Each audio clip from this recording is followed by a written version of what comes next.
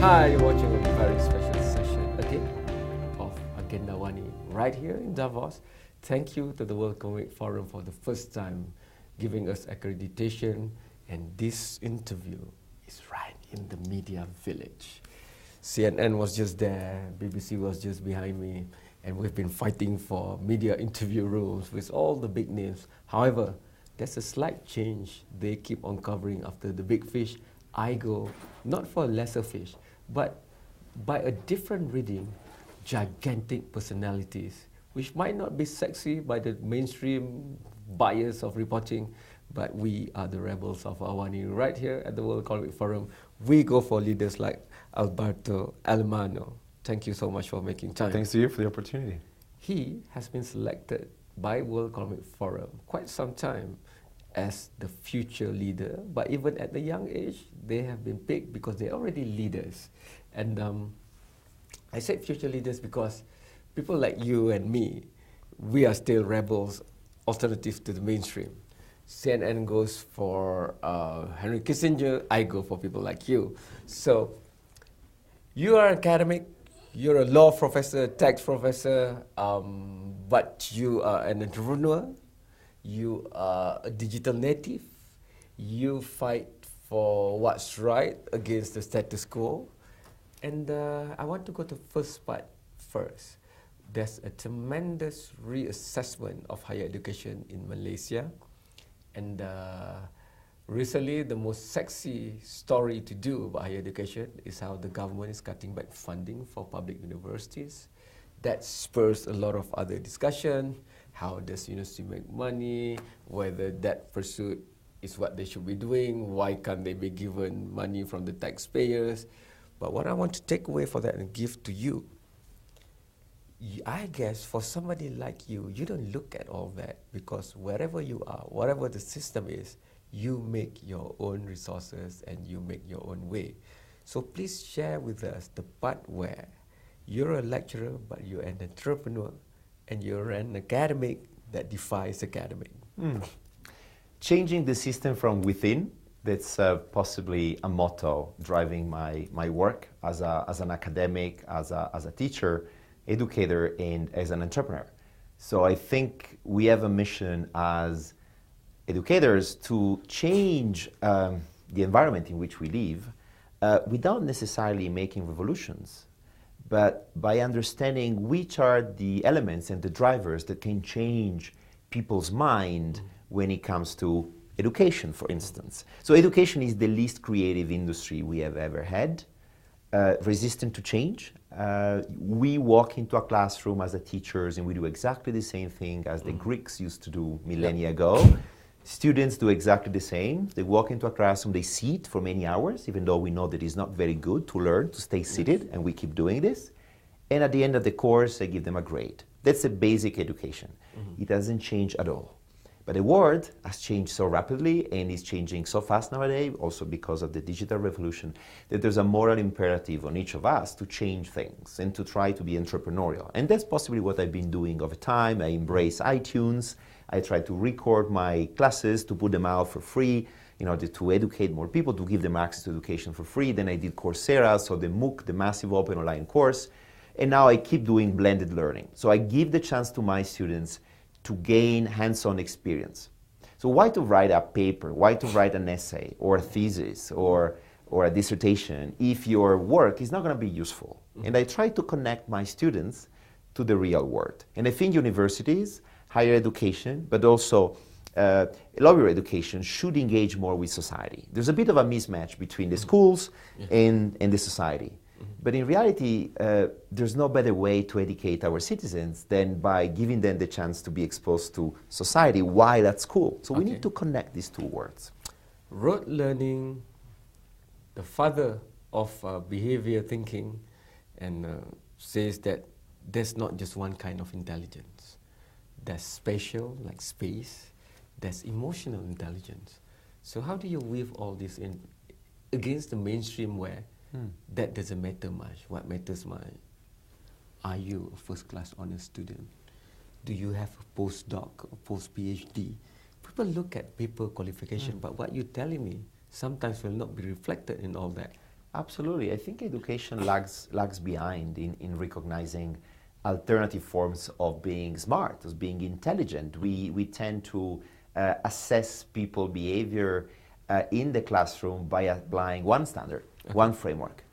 And that's possibly one of the major reasons why we're not innovative. We are not doing self-reflection. We don't study what works, what doesn't work. We just keep reproducing what we've been witnessing. And that's one of the major limits of education. But it is possible to change the system from within, because each educator can change a little bit the way in which it teaches, the way in which it is structured, the classroom experience. And I'm just going to give you one element, which I think is crucial. I stumbled upon this concept, the concept of the pyramid of learning. Okay. So what it comes on top is what we call lecturing. It's about me speaking in front of the class. When we do lecturing, we're on top of the pyramid. Only 5% of the class will remember what I say.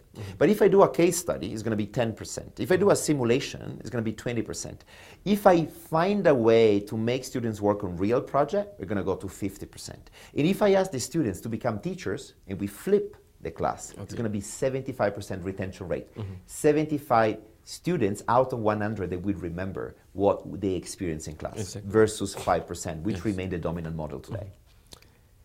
You mentioned the Greek and Roman days of learning, where they call people to come to one place and you sit down, listen, and I'm teaching you.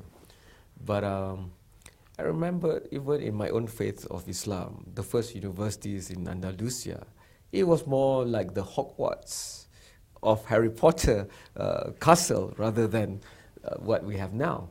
So where have we gone wrong is the question, and some would attribute it to the commodification of education, especially after the Industrial Revolution. Put on top of that, the liberal capitalist system.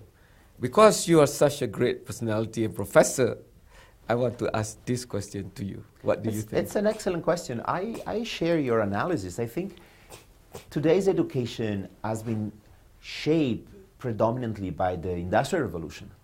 By then, in the 19th century, we need to train people for one career. We need to have people who are capable of learning professional skills that could then be repeated and potentially be replicated in their own epistemic community. So we had the doctors, and we had the architects, and we had the lawyers, and everyone had to receive such an education. But it's pretty clear that already in the 80s, I would say, in the European in the European part of the world, we realized that this system was not really fitting. And unfortunately, emerging economies have been replicating much of what the Europeans were doing wrong. And the Americans are not necessarily doing much better. So we don't really have great example of innovative education methods across the world. So we keep replicating models we know do not necessarily work. And paradoxically, we don't do research on what works best in education, which I think is a real problem.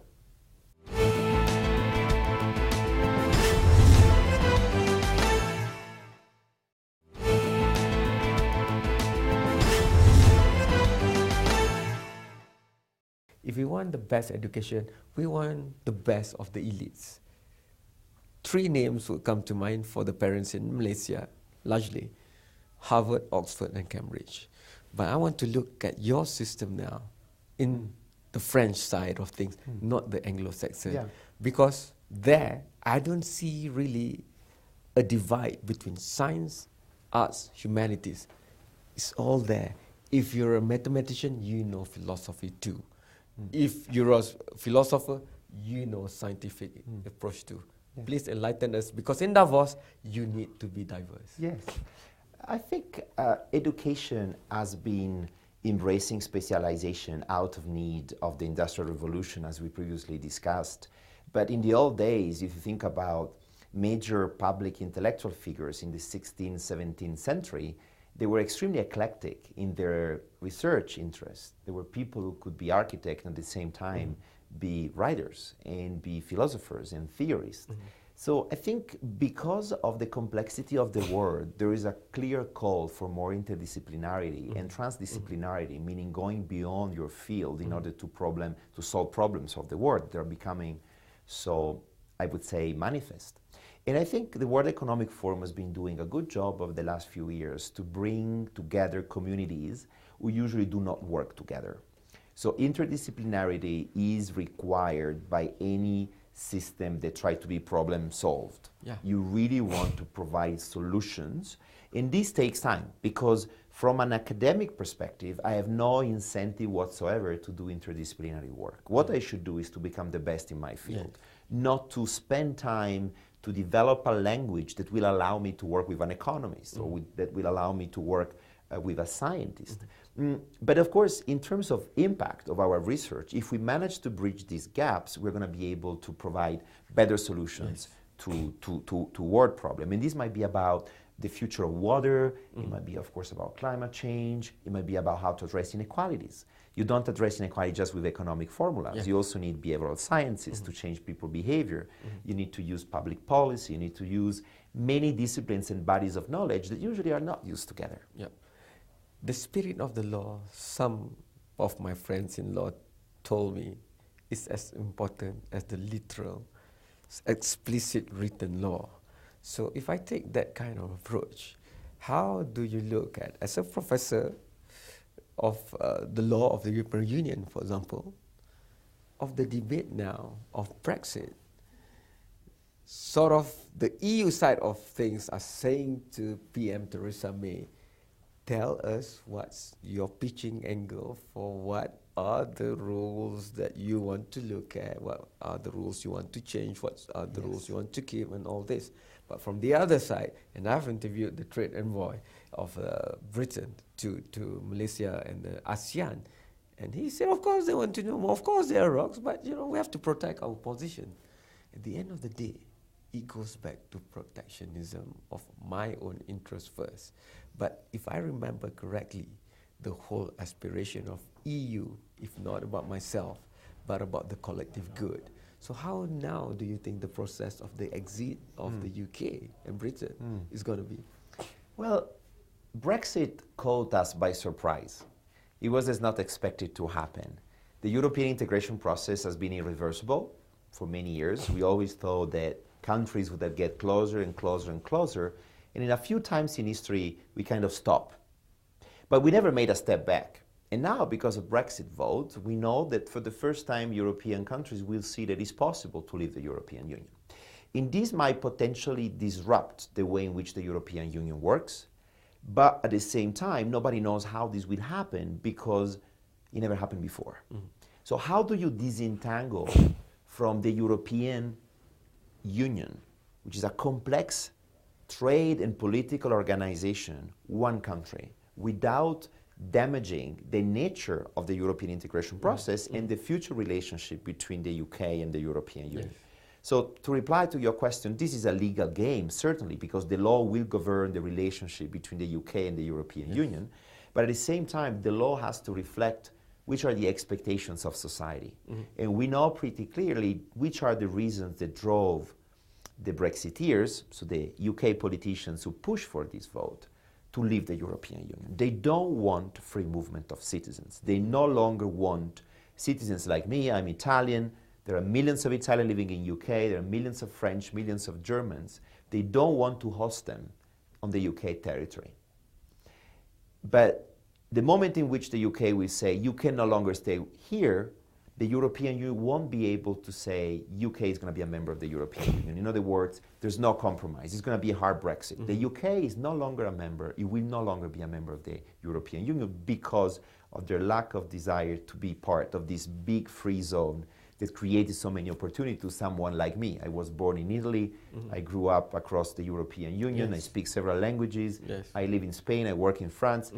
Europe is the mental and geographical space in which I live. So this is a very difficult moment for many million citizens. How can we potentially find a solution that will make the United Kingdom happy without becoming a precedent for other countries? This will be the political challenge. Do we have to go back all the way to the founding fathers? Because maybe they didn't really think of this when they were setting out the constitution or the rules of law for EU. Do you discuss these things like that? That's absolutely correct. When I teach the history of the European Union, I always remind my students and I had many students with the MOOC, more than 100,000, that at the end of the day, the founding fathers wanted to create a new system of governance. It was the first time ever in the world history that countries decided to give up on the exercise of their sovereign rights. Yes. They said, we are stronger together. But there's a price for it. We're going to be slightly less powerful as individual states, but we're going to become more powerful. In other words, the unit is more than the sum of its parts.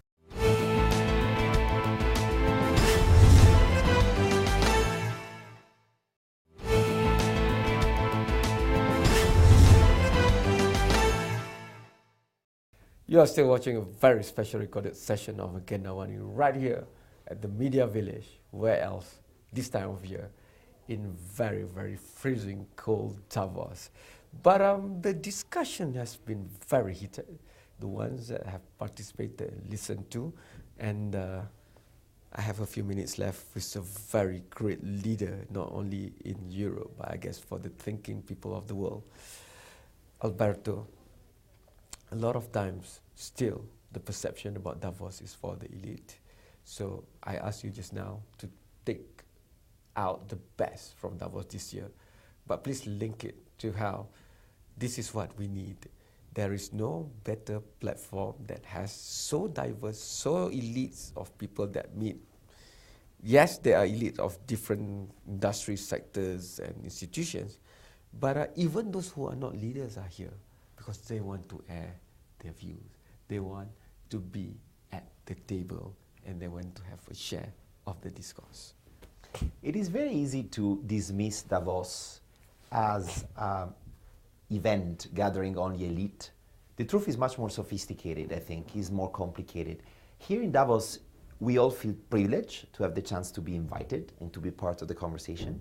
But we also feel, and more so today in 2017, responsible for this incredible privilege. And as someone working a lot in the education, in the democratic space, I feel responsible for giving them an explanation why I'm here.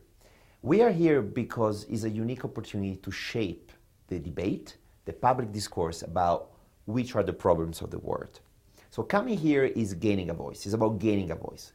And at the end of the day, we don't have to forget that we need elite, meaning we need driving groups of society capable of speaking on behalf of the people. And that's possibly what we have lost over time. Mm-hmm. So the people who have been coming here, they were not necessarily representative of all the interest in society. Mm-hmm. But the forum realized already over many years ago, because of the multi-stakeholder model, that they need to give the voice to everyone. Civil society, think tank, academics, even advocates, global shapers, young people who are committed to improve the state of the world, which remains the final mission. And by mixing and blending them together, you can find better solutions. And this week for me, it has been, I would say, eye-opening. I would have never had access to so many head of state and government. I would have never had the chance to exchange my ideas with so many public intellectuals. I would have never met so many activists, young people. And I would have never had the opportunity to confirm my own theory of change. Yes. My theory of change is the following. Every single citizen today, every single person is capable, because of the digital revolution, because of a world that is making us more and more educated, to change and to contribute to the world by shaping our society at the local level, regional level, national and international level. We just need to acquire this self-confidence. And most of the people who come here, they realize that there's a bunch of people in the world who want to change society. And it's actually possible to do it. So being here means acquiring the tool for doing so. So in my new book, my forthcoming book, Lobbying for Change, Find Your Voice to Create a Better World, I illustrate how any citizen, regardless of where he lives, regardless of his own background, can actually gain a voice by empowering their own communities and systems. This is something that in the past was not possible. We used to live in a very hierarchical society. Today it's possible to instill a culture of change in our kids when they're at school. And that's where we have to start. And therefore, the World Economic Forum possibly played that role of catalyst in putting together all these people and having engaged and informed conversation. And I found the World Economic Forum much more sober, much more thoughtful, that I actually thought from the outside when I was just reading the narrative, the conventional narrative that is systematically, I would say, mechanically replicated by the media without really the criticism. And not all the media are here, so they don't necessarily know what is happening here.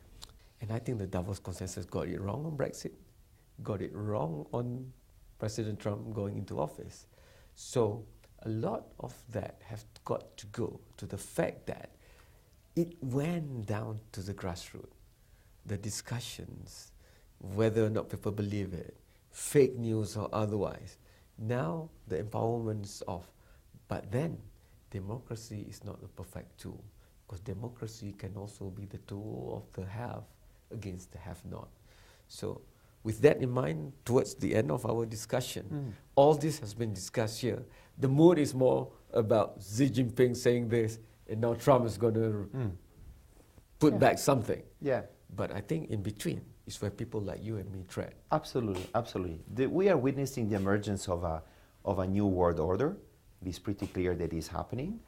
It is true that Trump and Brexit were phenomena that could be largely be explained by the ability of few individuals to manipulate public opinion through the tools they have, including fake news, by exacerbating our own echo chambers by selling and targeting those of us who have less time or less resistance to certain ideas. And this is very scary, but at the same time is a wake-up call for perhaps the Davos elite to think thoroughly about how we can resist these efforts at manipulating public opinion by potentially go deeper in using the very same tools that Brexiteers and Trump have been using to hijack the public debate and declaring they were the only one representing the people, to inform the debate and to foresee a world that might potentially allow more people to gain a voice.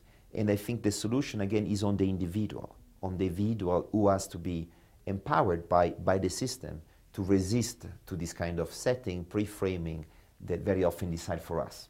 So in other words, we feel very powerless today, but in reality we should feel more powerful than ever, because we've never been more powerful. We are becoming wealthier, we live longer, we have a higher IQ than our ancestors, yet we feel so powerless, and that's a mistake. So we need to gain self-confidence, and I think the World Economic Forum to this week reinforced my feeling that we have never been better off.